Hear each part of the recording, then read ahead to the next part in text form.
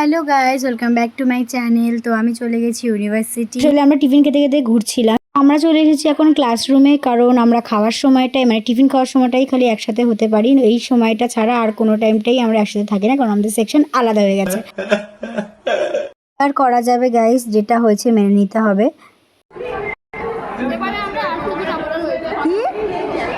RCB supporter হয়েছে এবারে, আগের বারে এমআইএস সাপোর্টার ছিল।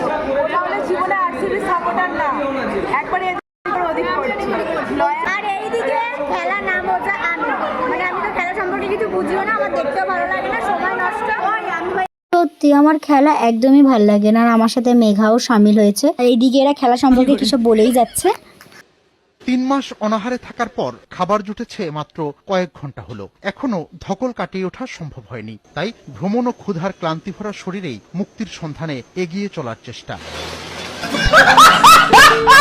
ওই ফার্স্ট টাইম আমি বাস স্ট্যান্ডে দাঁড়িয়ে আমি আমার বাসটাকে পেয়েছি এত তাড়াতাড়ি, কারণ কোনোদিনও আমি এত তাড়াতাড়ি বাস স্ট্যান্ডে এসে বাস পাইনি। এটা হচ্ছে তার পরের দিনের ভিডিও। তোমরা জানোই আমি চলে গেছি ইউনিভার্সিটি। আমার পাশে বসেছিল দুটি ভিন্ন ধরনের মানুষ, একটা মানুষ যে ফোন ঘাঁটছে আর একটা মানুষ যে হচ্ছে পড়াশোনা করছে। অবশ্য বলে রাখি, যে হচ্ছে ফোন ঘাঁটছে সে কিন্তু টপার। ফোন ঘাঁটছে বলে ভেবো না যে ও পড়াশোনা করে না। দিখতা হে ऐसा বাট হে টপার জেসা। তো আমাদের ক্লাস শেষ, আর এখানে দেখো কত সুন্দর ফুল ফুটেছে। গ্রীষ্মকাল আসলেই কত সুন্দর সুন্দর ফুল ফোটে, আমার খুব ভালো লাগে। হচ্ছে তার পরের দিনের ভিডিও। বুঝতে পারছি না কেন আমার এই চোখটা খুব লাফাচ্ছে, কেন আমি জানি না, মানে আমার বা চোখটা খালি লাফিয়েই যাচ্ছে। বা চোখ লাফানো মনে হয় ভালো নয়, খারাপ, কি জানি বাবা।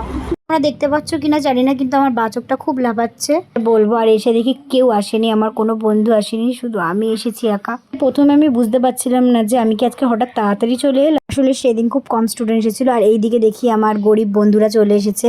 ওদের এখন ক্লাস শেষ, এখন আমাদের ক্লাস শুরু হবে। আচ্ছা, আসলে আমি জানতামই না যে আমার একটা বন্ধুর বার্থডে। ডাকলো, বললো ভাইয়া একটু আমার কেকটা খেয়ে যা।